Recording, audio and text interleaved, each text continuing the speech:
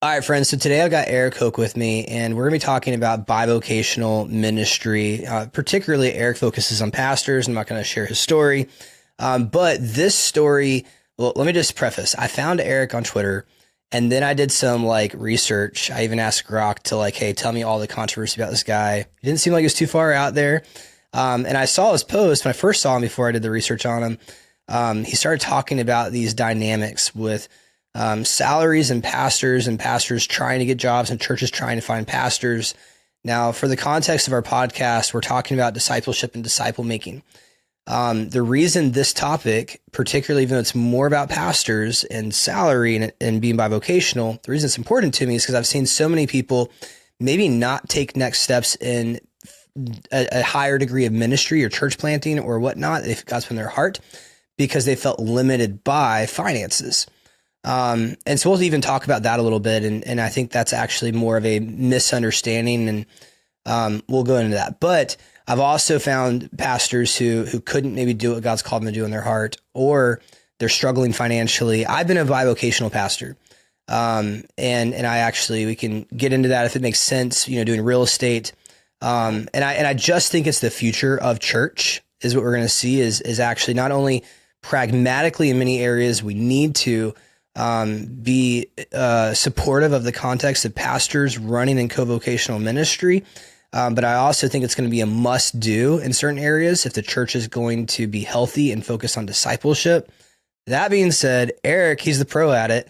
And so Eric, tee us off, man. Tell me why this even matters. Why is it important? And we'll go from there, and then we'll get into your story. Yeah. I think why it matters is a few reasons. I think the first reason why it matters is because when pastors are on Market Street or in the marketplace, it puts them in real life with people not in the church. It makes them better pastors, makes them better ministry leaders, makes them better disciplers of people, which I know is the focus of this show and the work that you're doing.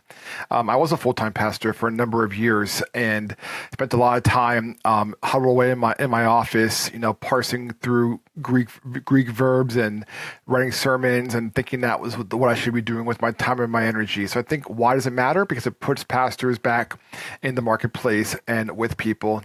Why else does it matter? A co-vocational model of ministry equips the saints to do the work of the ministry. It's very easy when you have a full-time pastor who you're kind of looking to for leadership and guidance to say, oh, well, I'm not going to engage in discipleship or disciple making. That's why we pay the professional to do that. And as a result, what do we see in 2024? We see less folks attending church, less folks following Christ.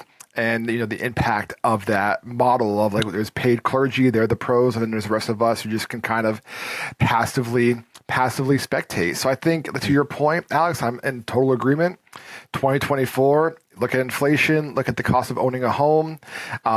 Everything is going through the roof, and the average church cannot afford to keep pace with what a pastor would need to sustain his life, sustain his ministry, sustain his family.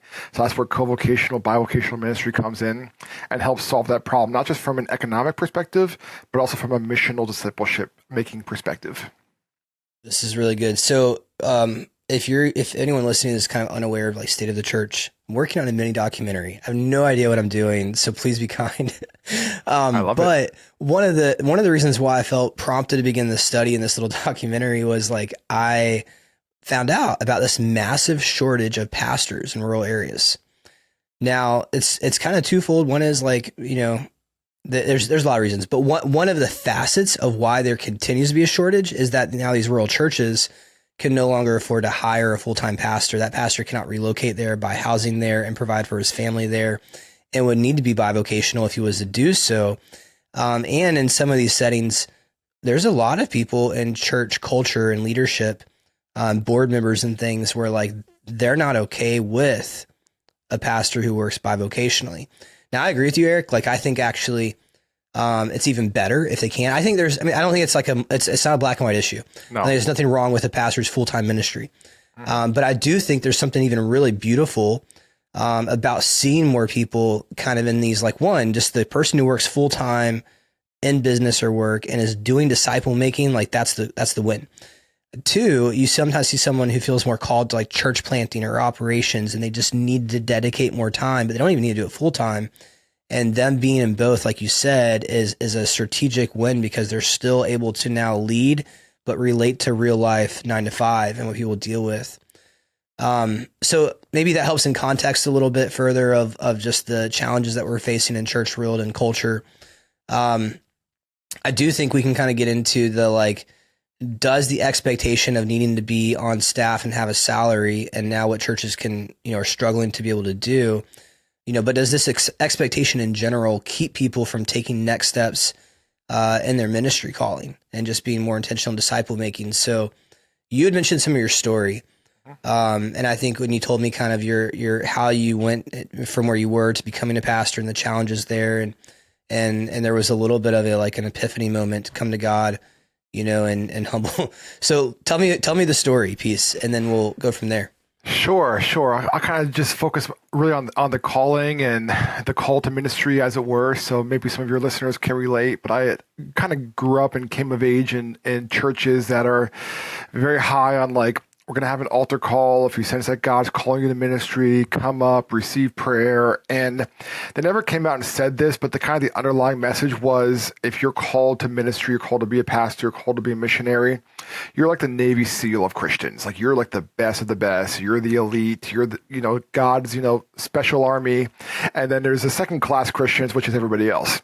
Right. And me just being me. I'm like, it's all unspoken, but it's felt. I've felt that growing up and in different church settings. So I agree. Yeah. No one's come out and said that. It just was this sense of, like, do you have this special, unique calling on your life? And I'm not, making fun of that or any of that, but that was kind of in my psyche as a 16, 17-year-old young man. And I think some of that could have been God. Some of that could have been bad practices and God redeems that.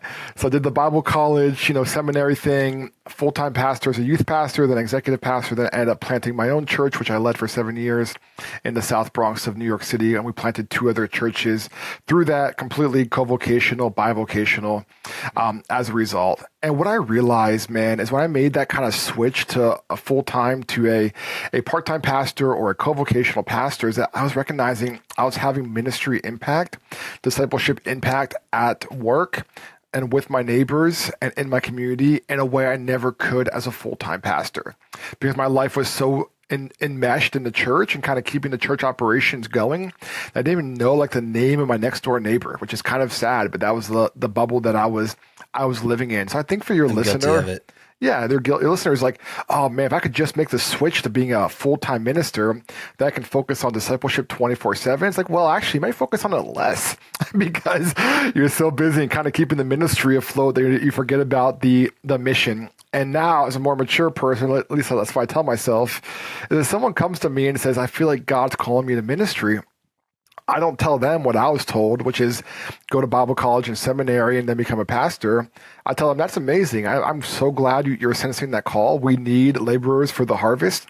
Why don't we sit down and write down the name of 3 people at work, neighbors, friends, like people who don't yet know Christ. Let's start praying for those people. Let's start having conversations with them, take them out for coffee, take them out for a drink, get to know their story, have them over to your house for dinner, let your kids play with their kids. Let's just see what God does with those 3 people. Yeah. And unfortunately, Alex, not many people take me up on that. They'd rather be told, go to Bible college and seminary than be told, invest intentionally where I am currently. That's not sexy. I don't want to do that. I want to go, be a Navy SEAL. So that was sort of my story. Oh man, let's talk about the validation piece.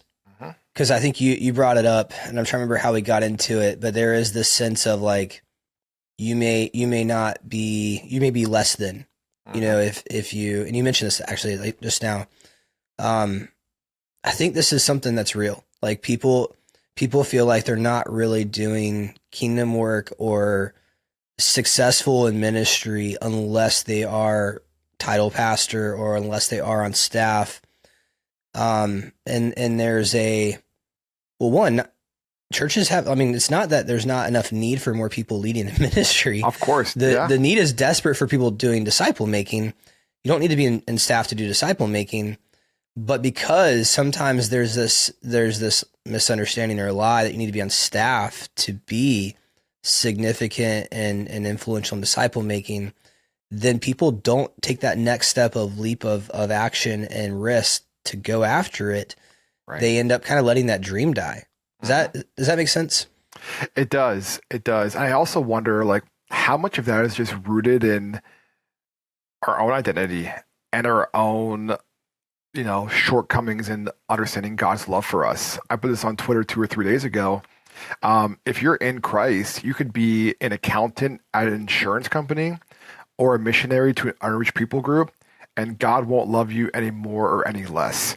And I know that there was times in my life and times in my ministry where I didn't even believe that. Like, I thought I had to earn God's love by being, full-time in ministry, and that I would somehow be more loved by him if I did that. And recognizing that I can work a secular job like I do right now and, raise my children with my wife and mow the lawn or rake leaves and go to a suburban church, and God doesn't love me any less than he does when I was an urban missionary in one of the poorest neighborhoods in America.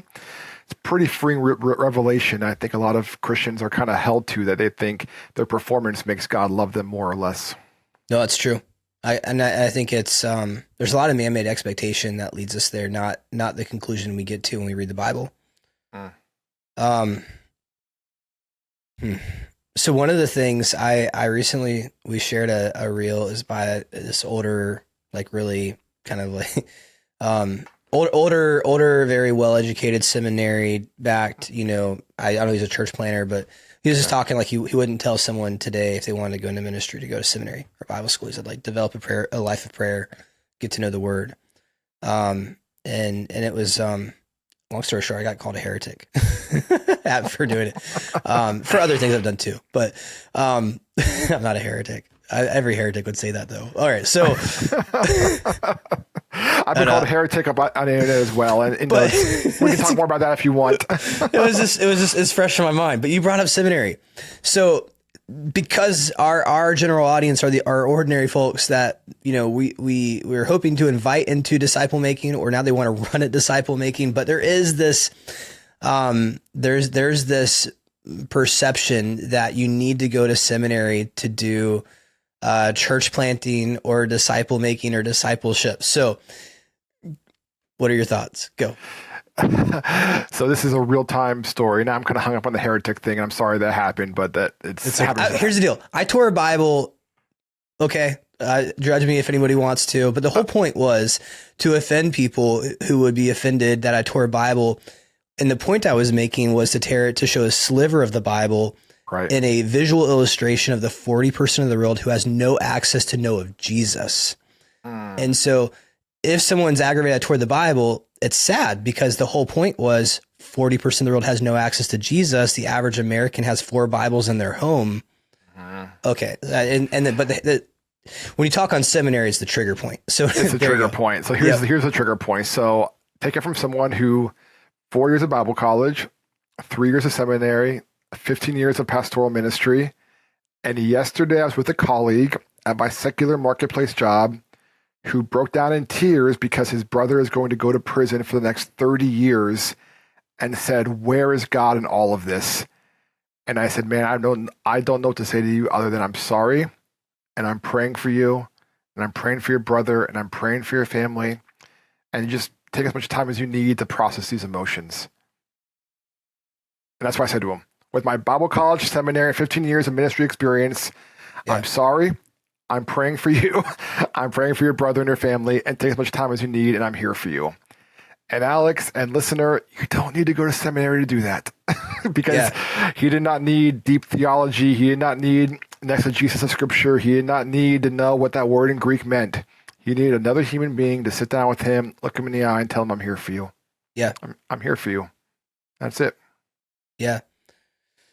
Well, I mean, I think there's value in seminary, and I'm pro, like, if you're, already on staff and leading churches and lead pastor, I think, like, why wouldn't, if the church should support your ongoing learning, it makes sense. There are certain church denominations where they, to lead in that denomination, they're going to require it. So if you want to be in that denomination or network, then you would need to do it. There's cases, there's value in it.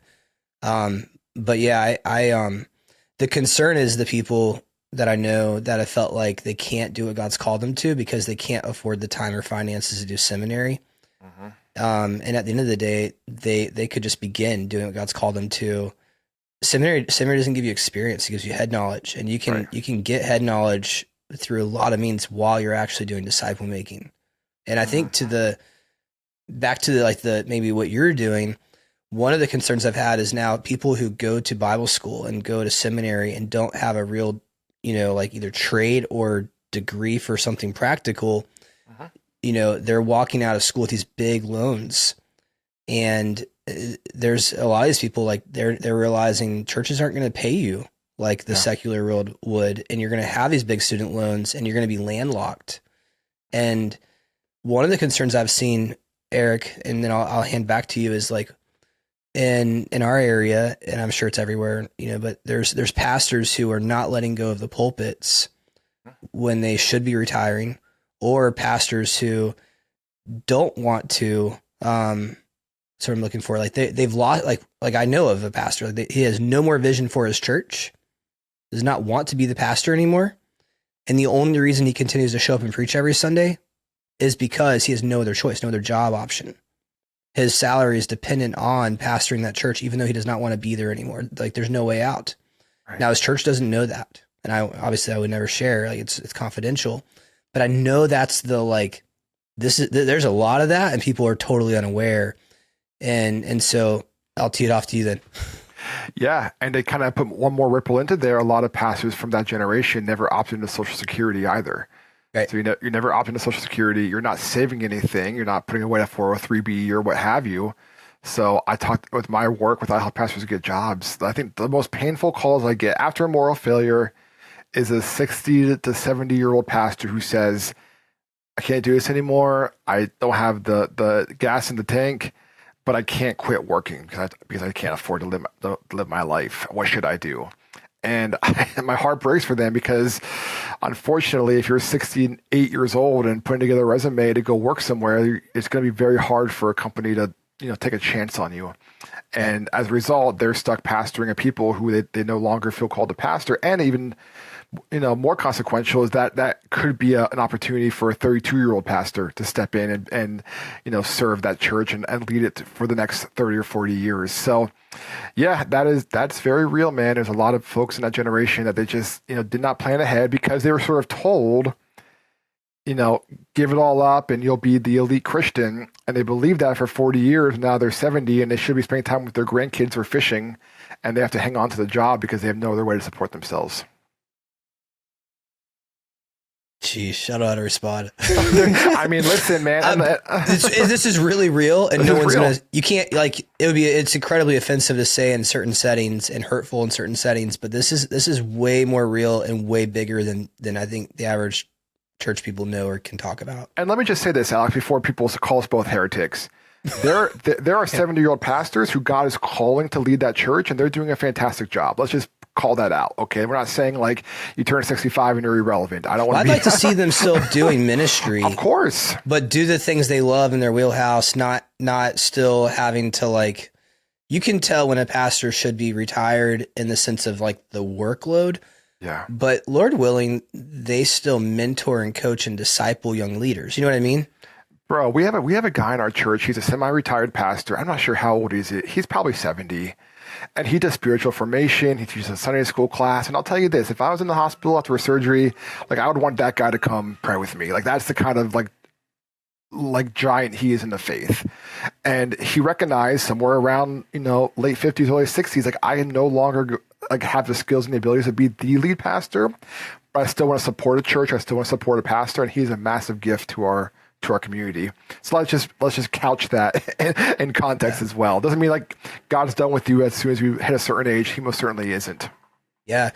We're getting stuck here, but I'll share a thought and you can push back or what you think. So I heard Chan, love him or not these days. I like him. Mm-hmm. I'm very inspired by him, but I know other people, depending on camps, we're very multi-camp. We're focused on helping people become disciples and make disciples. And we work across different church groups and denominations and movements very intentionally. Anyway, so I heard him speak at this conference and he was sharing how he's been challenged, and you see him doing this with some young leaders. He's now giving them his platform, not that he's old and ready to retire, but because his whole premise was when you look at the Old Testament they were required to retire at an early age. And it just got him thinking of what we see in the United States, though, is you see more pastors waiting to hand off until they can no longer do it. They don't have a successor. And then when they do have to get the successor, they're not like, they don't have the bandwidth anymore to really give them their best in coaching and mentoring and assisting. And his whole reframing was with churches, like we are, and he said we as in pastors, he said we really, like, in lieu of, preaching until, holding on to the pulpit until the day we're 60 and then retiring, like we should be considering like at 50, or whatever. Our last 10 best years of best wisdom and best leading, like that should actually, like, we should be handing off to the next person at age 50 and then coming alongside of them and giving them our best so that we're actually making our ceiling their foundation. It was just a total different, like, I think in business and career, like, you kind of, especially if you're, in a career employee mindset, it's like you work until the day you retire and it's their job to figure out succession. And whereas in ministry, I think we've adopted that.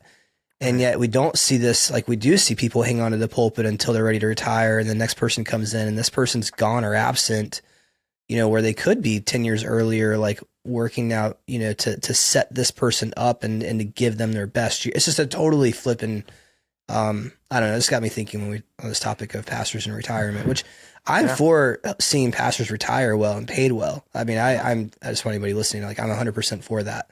Yeah. I wonder what that is. Like, do you think it's like we just have adopted the world's model that says you're the lead pastor till you're 65 or 70, and then you pass it on to the young guy, then you go retire in the sunset? Or do you think it's also just like pride? Do you think it varies generation by generation? Like, I had a conversation with a guy not that long ago. He's a Gen Xer. He's probably 50.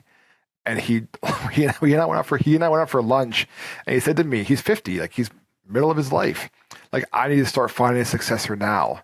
I'm like, really? Like, are you in poor health I don't know about? He's like, no. He's like, I just realized, like what you said, Alex, like I need to have a vision for the next 10 years. And my vision for the next 10 years is I'm going to be the man. And then somewhere around 60 or 65, I'll just pass on to the next person and move on. Like, that would not be loving to my church. Yeah. That would not be loving to my congregation. Like, I want to work in tandem with someone for years, but he be the lead pastor and I support him, not come as my associate pastor for 10 years and you work for me. And then after, proving yourself, then you can kind of take over. But no, like, you come be the lead and I'm going to support you and I'm going to mentor you and I'm going to coach you. But ultimately, like, you're going to be the leader of this congregation. Oh my gosh, if half of our churches did that, it'd be a beautiful thing. But unfortunately, because of the realities we're discussing, I don't know how that would work, because for one, most churches can't afford 2 full-time pastors. Most churches are, smaller. And secondly, as I said earlier, like, the financial realities of if you don't have a real skill that can earn money, how are you supposed to, like, semi-retire at 50? I mean, it's really tough. Yeah. But the co-vocational model, I think, is the answer. You get 2 half-time pastors, both have day jobs and both pastor the church. It'd be a pretty incredible opportunity for ministry. You get way more vibrant leadership. Yeah. And ideas and and capacity and expression by having more leaders, part-time than one leader full-time. And I think it is harder in some ways, but I think it's healthier. Mm-hmm. It's such a different way of thinking. Okay.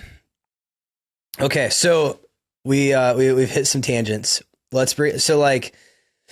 Your heart is, and for anyone listening, we just wanted some tangents about church stuff, but it's good because I think you have a different frame of perspective, having, like, you did the cookie cutter, like, the go to, you were church, felt called in the ministry. You went to Bible school, went to seminary, became a pastor, did church planting, and now you're doing this and you're helping pastors get jobs.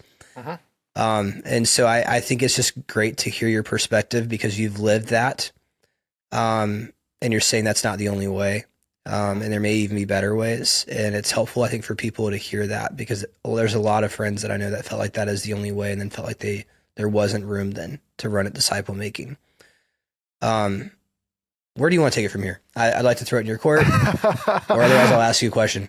But what's something that you feel like is helpful to discuss, particularly for people?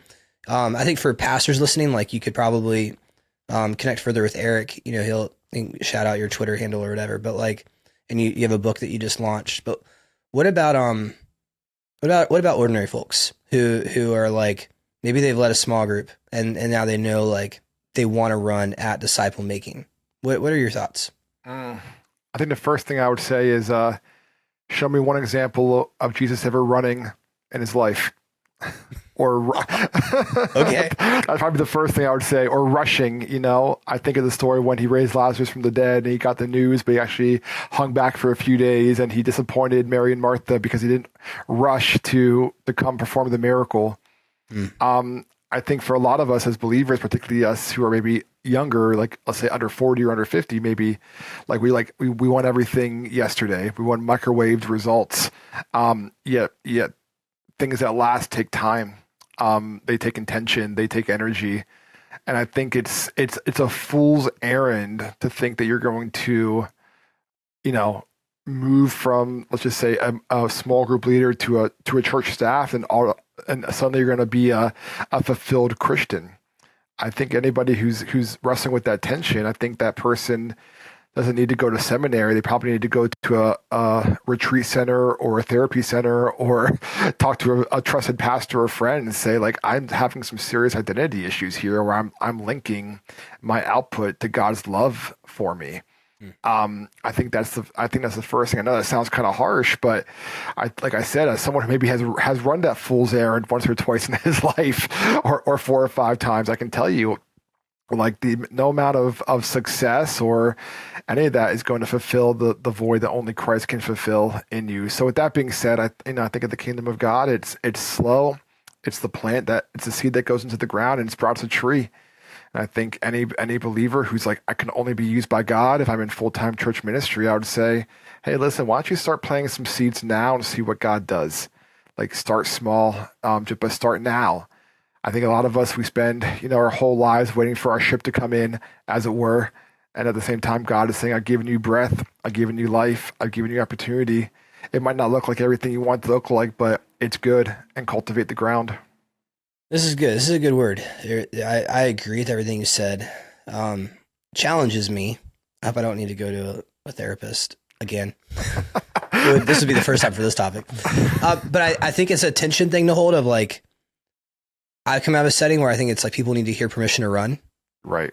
Because there's so much like, you're limited to not being able to do unless you are on staff. Sure. And on the flip side, with what you just said, I've seen people who they were so hell-bent on, I've got to run and be full-time on staff or be a church planter. Right. That they miss the organic, natural progression of leadership development and doing it with God and being mentored and coached. They end up I think in their rush to run, one of the clear indicators, which I would think is probably always, but I don't know, but what I've seen is all the places where they have served, none of those places would actually endorse them. Yeah. Because they've hurt people. Yep. And they've not stuck around long enough to actually then develop as a leader who doesn't hurt people in those places. They just move to the next one because they think those places are the issue. Yeah. And so I think there's like that pendulum swinging of like permission to run, and then there's the like, no, you shouldn't be running. I think you hit that head really well. You're right, and that is a good call out. There are times when we do have to, hit the gas. I think for most American Christians, and I'll put myself in this category, we need a little bit of fire under our butt to go out and do what God calls us to do. But you're spot on, man. I think for some of us, I've been a pastor and I've experienced this. And I've experienced this as a church member as well. If I'm bouncing to a new church or a new community every year, and I'm on my 4th or 5th or 6th one, and I think the 7th one is going to be the right fit, at a certain point we have to look in the mirror and say, like, what's the common denominator in all these expressions of faith that I'm not finding the right environment for? The common denominator is me. And I think sometimes we have to be self-reflective and say, like, where am I kind of missing the mark here? And of course, there's some of us who are uniquely called to be prophetic voices, and we see what happens to prophets oftentimes in the Old Testament. They're not very well liked in the New Testament. But at the same time, man, there's no substitute for putting yourself in community, putting yourself in a space of accountability and grace, and putting yourself in a space where you say, hey, listen, like, I'm never going to find the perfect environment to do ministry. Like, it just doesn't exist. How can I work within the parameters that I have? And if it is unhealthy and it's toxic, obviously move on. But also, being creative and being innovative to think through, yeah, this is an imperfect faith community. This is an imperfect church. I have an imperfect pastor. But I'm going to find a way that God's going to work in and through me and not wait for the perfect situation to arise, because it never will. Yeah, that's good. Hey, friend, we're going to jump right back into this discussion about discipleship and disciple making. But before we jump in, let me just highlight ordinarymovement.com, because that is the reason that I have been able to provide this podcast in the first place. There's this whole community and a movement of disciple making where we've basically taken this entire process of discipleship. We've distilled it into a group model, taking people through 26 sessions. We have a men's track, a women's track, and we have a track that can fit in just for men and women together. It fits into church structures with small groups. It also fits into a person's daily life, where even if they've never even been in a small group and their churches don't have small groups, they don't even know where to begin. It is for the local church and meant to be done with and through your local church, but it is also designed for ordinary men and ordinary women. And it was designed by ordinary men and ordinary women. And so anyone, be a roofer, an entrepreneur, a business person, a stay-at-home mom, a waiter, whatever level of education you have or don't have, it doesn't matter. We've taken all the guesswork out of how do you bring together people and learn how to follow Jesus together in a high challenge, high grace environment that helps people become disciples who make disciples. And it's all available to you. Check it out at ordinarymovement.com. All right, back to the show. So maybe back to the bivocational. Sure. Kind of ruled. Well, I think there's probably two camps. I think I do care for the pastors who feel like there's a lot of pastors out there that I know that are struggling, and do feel trapped, and co-vocational could be an outlet. And those listening, I would love to invite the mindset of like, hey, encourage your pastor to be bivocational. I think it's very healthy. So like for pastors who maybe are listening, like how do they get there? If their church, if they've been full time and they're not able to provide for their families anymore, they want to quit ministry, but they don't know how. But like this may actually be like, you don't need to quit what you're doing. You just need freedom to provide for your family well and to continue doing what you're doing. You know what? And by the way, I think sometimes in ministry, it's like people would just tell that person, pastor or leader, to like, well, you just need to sacrifice to God. Right. You know what I mean? Surrender but like, it's really like they may just be doing what they're doing out of man-made expectations. Yeah. Not that God would actually be against them working a second job to provide for their family well while being fully committed to ministry. So what are your thoughts?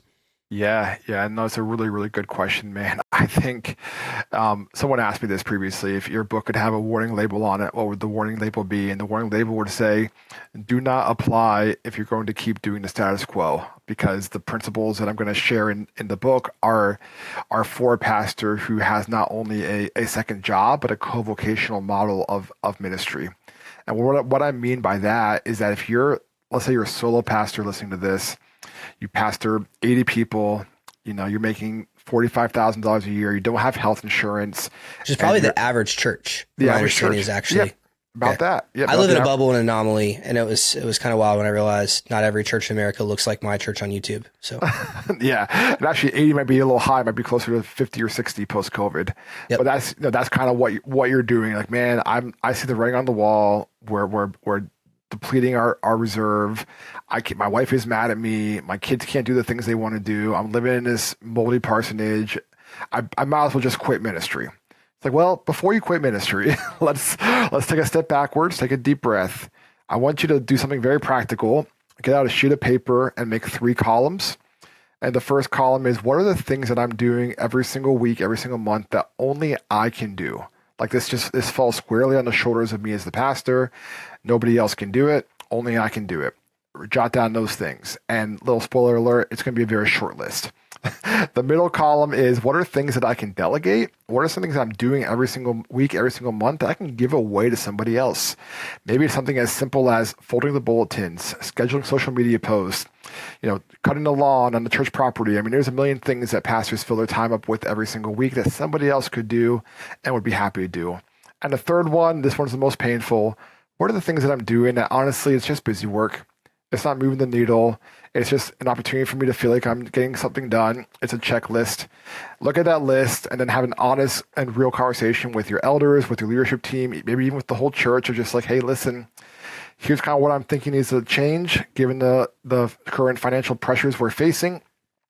This first column is what I can commit to do. But the third thing, I think these are things that we're going to stop doing. And the second column, like, I need you to invest and step up and do it. And I talk about it in my book. It could be that, you preach 52 Sundays out of the year, which full-time or part-time, I don't think that's a good idea at all. But some people disagree with me and they call me heretics online. But maybe the first thing you do is you say, I'm going to preach 40 Sundays out of the year. The other 12, we're going to have lay leaders give a sermon. Like, that would be, for a lot of people, a massive first step. But what do? You just save yourself, 20, 30, 40, 50 hours over the course of the year because you're not preaching every single Sunday. Or maybe something where it's like, hey, if someone calls the church office and says, can you do our wedding? And you have no idea who that is, you're going to say no because you're not a minister for hire. Imagine that for a novel idea, right? Yeah. So it's just things like that. So the first thing I would say to that pastor who feels burnt out, what has God uniquely called you to do? Zero in on those things. Empower your saints, as Ephesians 4:12 says, to carry out the work, to do the things in the second column. And the third stuff, it's fluff. Throw it out. And then you'll suddenly realize, not only am I having more fun in ministry, not only am I operating my sweet spot of God's calling, I now have capacity to find a part-time or a full-time job to supplement my income and sustain this ministry long term. That's good. That's good. I for anyone listening and you're wondering why this matters again, I've been on staff for over 5 years as an associate, semi-executive, role in all different hats. Leading to, I have this context for church struggles and challenges and expectations by the members on staff and these things. Now, the other side of this that I think matters is, like, there was a stat done in 2022, if not 2019. And it was like 47% of all pastors had considered quitting their jobs. So there is this, like, almost half of all pastors, consider quitting their jobs. And like we talked about earlier, I don't know how much more detail was asked of those pastors did that survey, but I know a lot of pastors don't have, like, the reason they can't is because they're landlocked. Uh-huh. Now, you giving them these tools and helping people rethink expectations on pastors and helping pastors rethink what they can do. I mean, me living bivocationally in Northern Virginia, I was able, like, in 2021, whatever year it was, where like after the COVID freak out, everything went up, housing market, stocks, like, as a realtor, I was able to, like, double my salary that year. Mm-hmm. And because I lived on my church salary, I invested all of that. And so point being, like, giving pastors the freedom and opportunity to do what God's called them to in ministry, but provide for their family well, doesn't have, I mean, I was just as engaged in ministry and more focused on discipleship more than ever.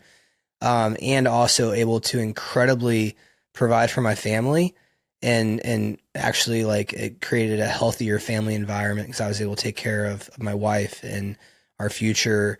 And I had no thoughts whatsoever of quitting. And it didn't pull from ministry whatsoever. And so thinking about, like, the state of church and thinking about pastors and thinking about these struggles and thinking about this invitation to be co-vocational, for me gives hope, I guess, because I'm friends with a lot of church planners, and these church plants are doing really well and they love what they're doing. That there's, 4,000 church plants a year, but 3,700 churches are closing a year. Uh-huh. Right. And while the church planting world can look amazing and sexy, and you've been a church planter, I don't know if I have it exactly right, but, like, it's like 60 or 80% of all church plants close within 2 years, right? Somewhere around there, yep. And a lot of that is, like, it's fine. You know more than I do, so, like, please correct me. But I think a lot of the church plants close not out of, like, poor leadership, maybe, but, like, sometimes it depends on model and that can be a leadership thing, but I think it's the financial piece. Like, they get in 2 years, yeah. And if it's not financially sustainable, they can no longer afford the staff to do church anymore. Sure. And if you can't have bivocational, co-vocational pastors, you cannot have a church.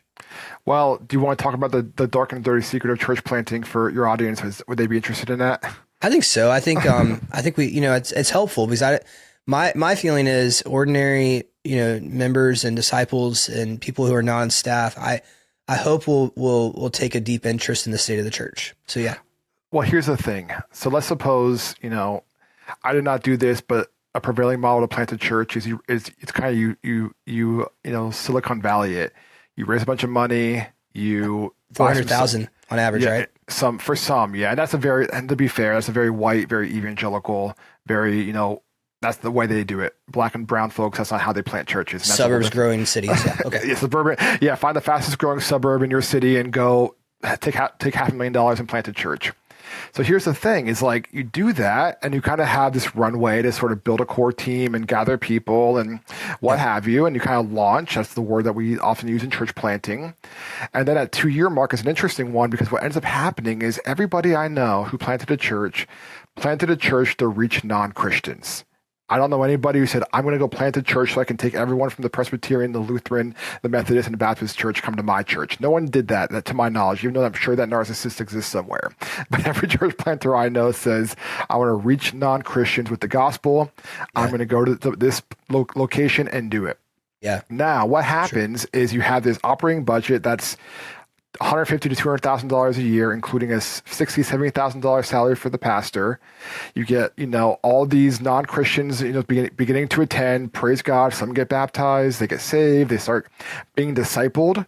Like, how long do you think it takes from the person who's not saved, wanders into your church, becomes a Christian, gets baptized? How long until that, they'll say Bob and Sherry, how long till Bob and Sherry are discipled to the point that they say, I'm going to give 10% of my income to the church? I mean, is it a year? Is it 2 years? Is it 5 years? Let's just be honest. Like, there's people who've been in church their entire lives and still don't do that. I think I saw a stat that's like 2% of Christians, Christians give 2% of their income to their local church.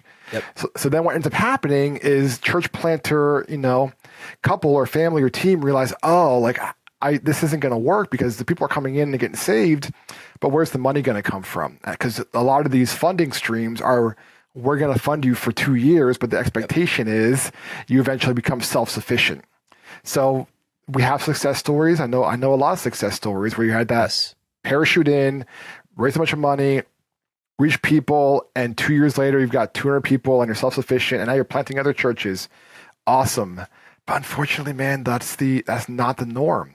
Well, those success stories, you got to be a rock star preacher, great worship, and it's got to be a phenomenal kids ministry. And it's mostly going to be the transference of church people who then, come because they like this better than their last church. You just stole my punchline. There it is. So the bulk of your growth was the Lutheran, the Baptist, the Methodist, and the Presbyterians who said, oh, what they're doing there is cooler and slicker.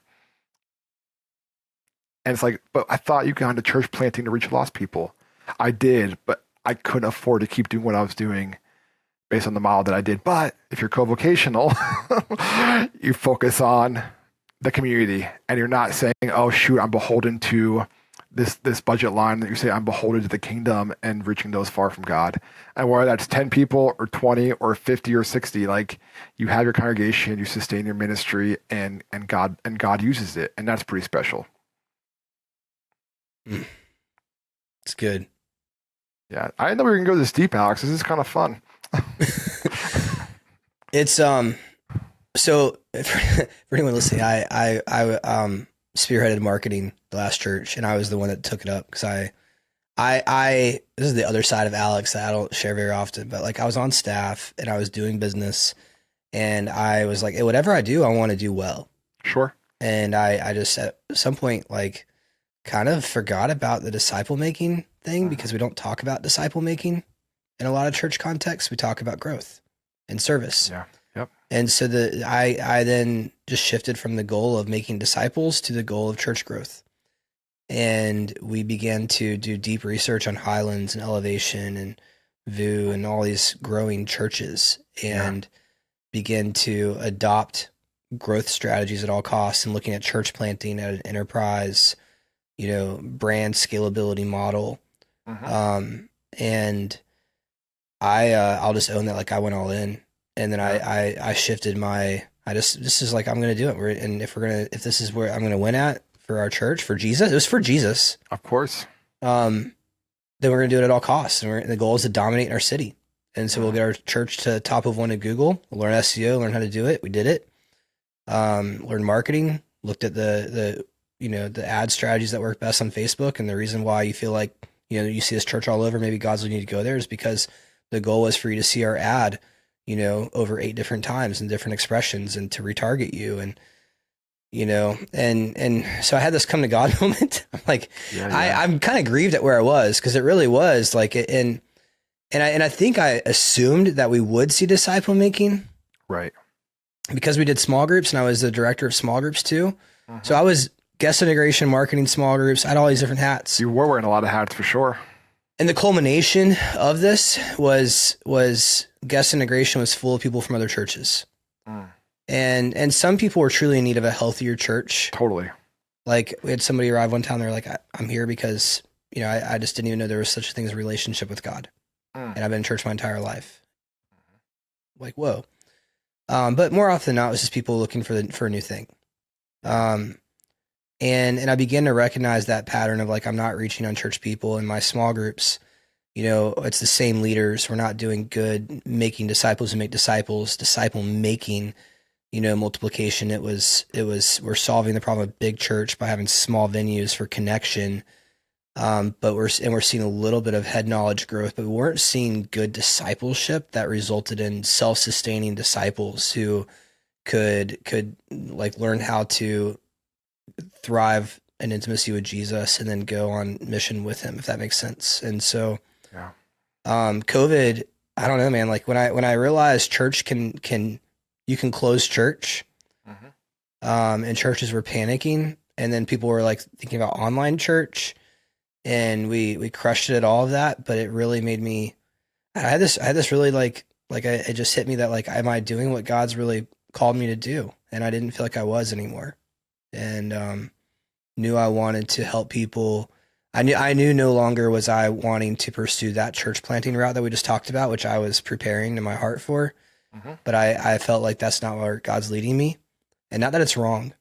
Sure. But I knew God was leading me different, to focus on something that was more disciple making, movement oriented. And I don't know. That's my confession. Hey man, I want to tell you this. I know we don't know each other that well, but I think it takes a lot of courage to say what you just said. Because I think there's someone listening to this right now who's like, oh shoot, like I'm in the same shoes as Alex, and I've never like had anybody else articulate it. Because when you work at a church, you can't like, you're gonna go to your boss and be like, I think what we're doing is failing. I think every person in the new membership class is already Christians from other churches. Like, no, you're not going to, because you have to keep the machine running. So man, Alex, for what it's worth, I'm really proud of you, man. I think a lot of people in your shoes would have been like, we're growing, new folks are coming, let's just keep rocking and rolling. And listen, I'm not here to poo-poo on folks that are doing that. That's great. People are being reached. Like you said, that story of the person who came who knew she couldn't have a relationship with God. That was the first time hearing that. Praise the Lord for that. At the same time, I wonder how much better served would our churches and our faith communities be if it was, church member, here's how you reach that woman at work when she works with you. Here's how you reach that next door neighbor, if that's your neighbor. Because there's someone listening right now, and it's my world as well. Like, I think about my neighbors around me. A lot of them, they might go to church on Sundays or twice a year on Sundays, but do they have a relationship with God? Some do and some don't. So is my strategy for them to know him, like invite them to the new membership class at my church so that my church can disciple them? Or is the strategy I can disciple them as the hands and feet of Christ in this community, in this neighborhood, in this little corner of the earth? So, yeah. And I mean, it's hard because I know this model works for growth. Yeah. So, oh man, where do we go with that? I was gonna say, man, I might need to take a breather and come back in 10 minutes. I don't know about that. That was good stuff though, for sure. Because I know what you're feeling is how I felt before. Like, man, this is why I got into ministry, to shuffle the seats of the saints. And most people who are new to our congregation, it just came from the church down the street, but we had a slightly cooler worship team or a slightly more developed kids ministry. So that's it. And we're gonna brag that we're growing. And I think maybe we can segue with that of like, for anyone listening or for pastor listening, like to really think about what is the goal of church? Yeah. What's the goal of your church, and what is being said, and what when you track it? I mean, someone's tracking it. What are you seeing? Are you seeing like new believers discipled, and how do you try to figure out how to measure that? Are you seeing unchurched people give their lives to Jesus? Are you seeing your church people, your people stepping out and trying new things to reach people, trying to lead discipleship groups? Are you hearing stories of them trying to have spiritual conversations with neighbors for the first time? Or is it all around kind of the hype of our growing church and the fun things that we're doing and the experience we're building? Yeah. There's a model that I think is helpful.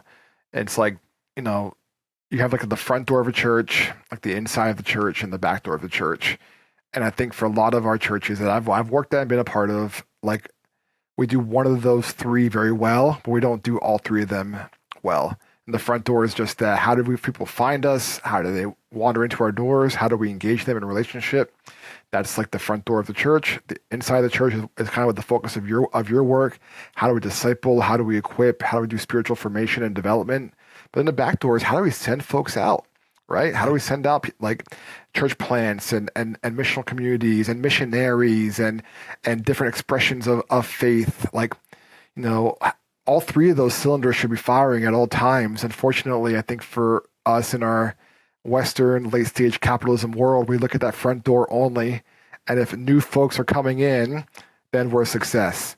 So, but how are they being developed? Well, they're coming in. Well, how are they being sent? Well, they're coming in. It's like, well, let's talk about all three of those, because isn't that how a healthy church should operate?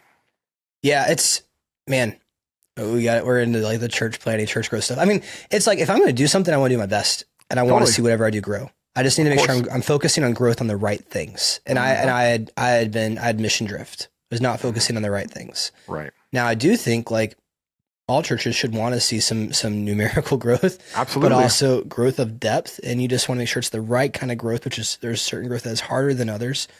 And there are just people looking for churches, and there's nothing wrong with having some transference. It's just that can't be the goal, and you can't celebrate it like you're nonetheless, one of the things, like I want to preface one thing, and I'll set up another question for you we can get into. I have a great relationship. I just met with the lead pastor the other day for coffee. Like we meet, I love them, love the church. I encourage people to go to that church if they're looking for a church. So anyone listening, like this is more of my own personal journey, having like grown up in church and having been a pioneer missionary and having been on staff and where I feel God leading me now.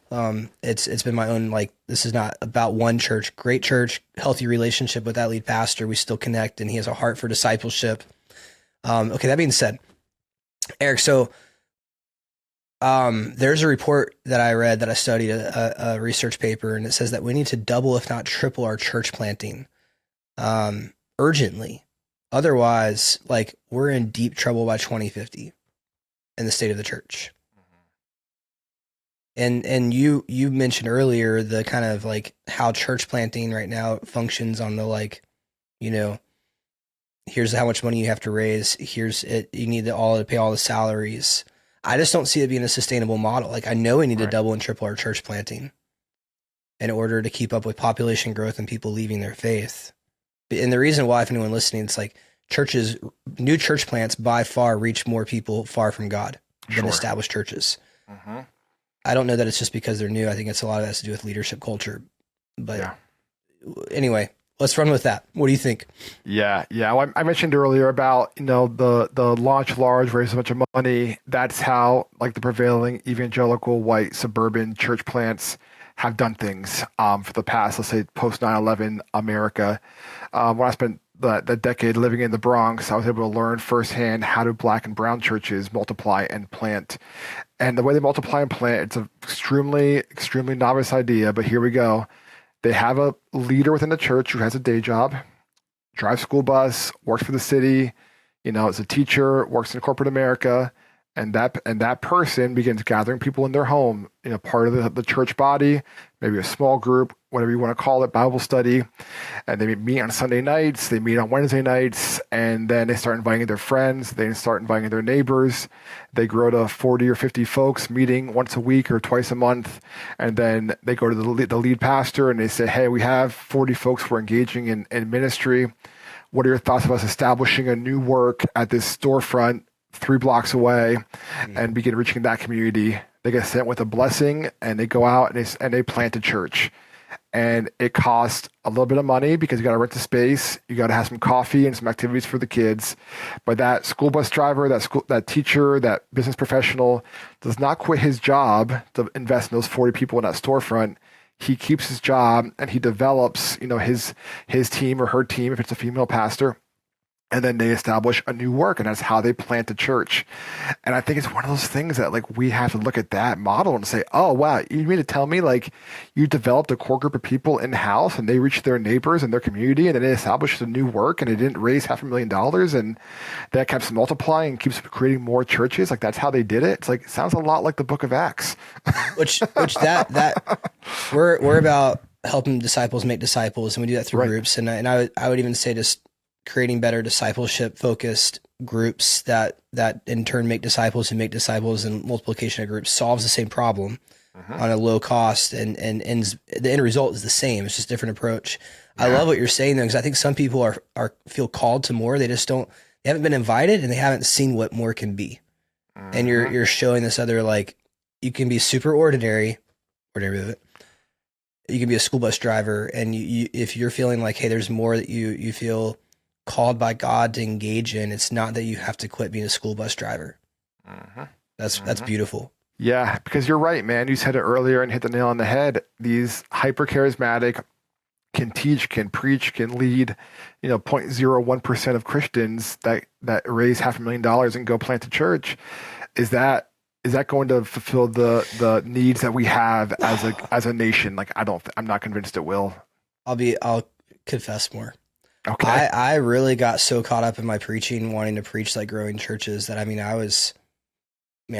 really the hyper charismatic. I don't know. You have some trigger words for me, like hyper charismatic, white, brown, black, church, but evangelical stuff.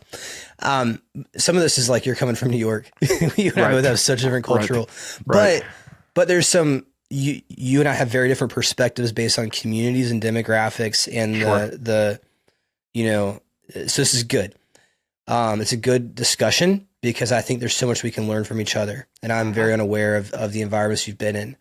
I will admit that I, in the pursuit of growth, felt a lot of pressure and expectation, not by a person, but by what I knew would grow to. And my point is, I became so fixated on being a better, sexier preacher and wanting to grow, numbers that way by creating the church experience, that I totally quit on leadership development and seeing how can I help create a more intentional strategic discipleship pathway and grow leaders. Does that make sense?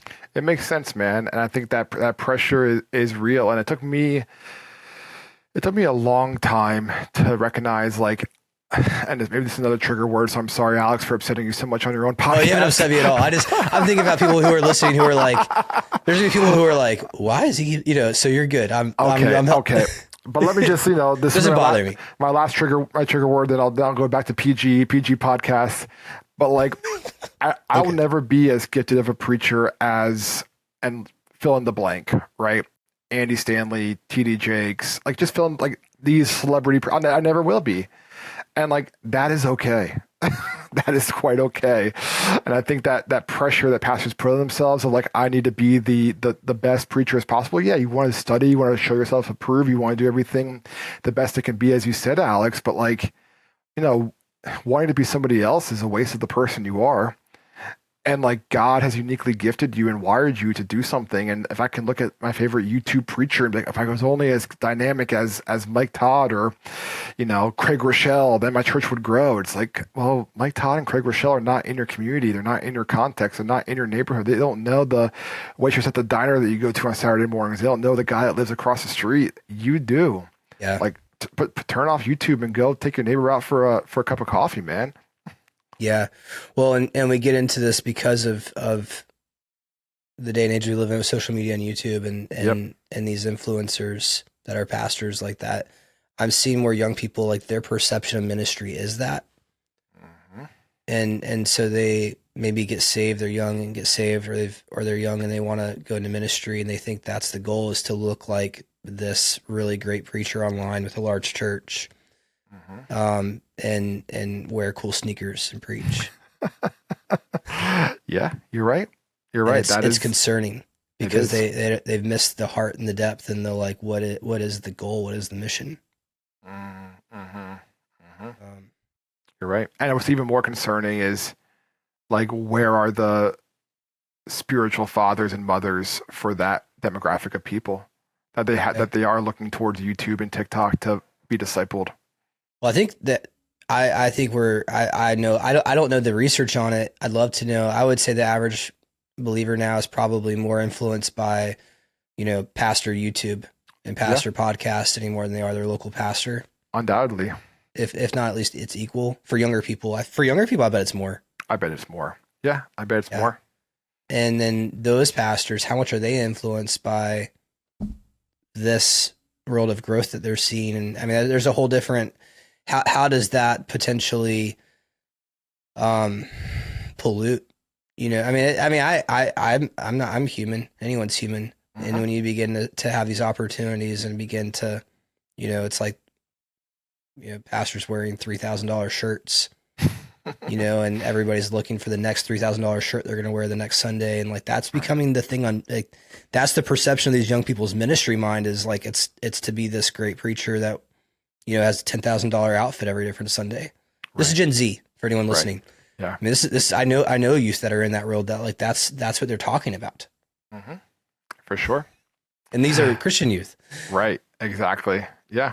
Christian celebrity in the same sentence is it's a toxic thing. Can be. Yeah. Well, hey, on our next podcast, we'll talk about trigger words. Thank you. You should have emailed me beforehand and say, like, avoid these words like a spreadsheet. Oh, there's no such thing. There's no such thing. I know there isn't. We'll talk about white, black, brown churches. I live in an area where there are, no one will own it, but like, there's white churches and black churches. Sure. And it's really sad. Yep. But there's also historical context. Yep.